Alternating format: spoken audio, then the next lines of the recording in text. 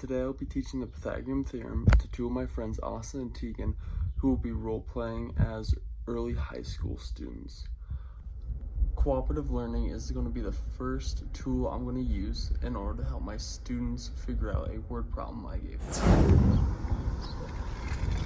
So my two students here are working together to solve a word problem. They were given that the length of this pole was 30 feet, and then they just measured out to this post right here, which was how many feet, Tegan? 19, awesome. Now they're trying to find the distance from the bottom of the post to the tip of this pole. So 30 squared. So just like walk it out with me, guys. You don't have a calculator on you. Just tell me what you're thinking. So it's the square 30 and square 19, add them together and equals the square root of c. Okay. 30 times 30 is 900. So that would equal like c squared, right? So what would you have to do to get it equal to c? We take square root it. Awesome, okay. What's 19 squared? 361. What are those added together? 1261. 1261, yeah. And square root? I don't. Flip it. Awesome, this is taking a little long, so you guys did great. Way to go. The next videos will show examples of multiple content exposures that I used with my students. Hey Austin, I got a math problem for you. Alright, let's hear it. Awesome, so it's on the board there for you. So this is what I'm trying to show as multiple exposures to the same content. I gave him a word problem here. It's a little bit later in the day. He was just, playing video games. And now I'm asking him to solve for C, the hypotenuse. I gave him that A was equal to 3, B was equal to 4. Now right now he's just working it through. 25. Square root of 25 is 5. Boom! Awesome. Way to go, Austin.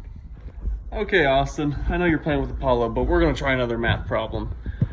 So in this one, I gave Austin one of the legs to the triangle and the hypotenuse. Now he has to find the other leg.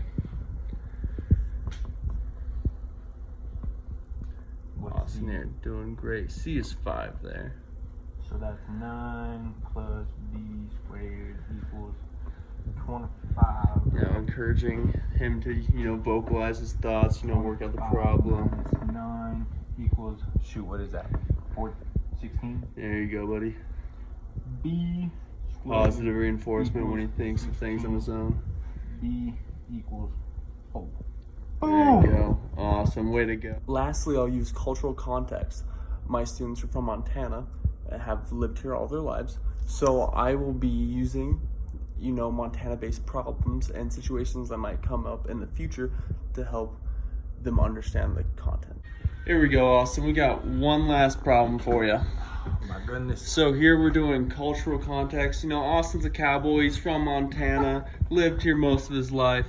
He's trying to figure out how much string he needs in order to secure a 6-foot ramp on the back of his horse trailer. His horse trailer is 8 feet tall.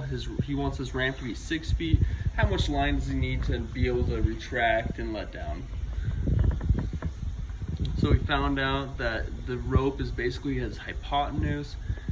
He's squared everything, added up perfectly, square root, awesome. Everything's looking good so far, dude. Boom!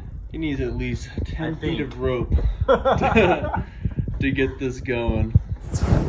In conclusion, the first video I showed with the telephone pole problem was supposed to represent cooperative learning in between Austin and Tegan.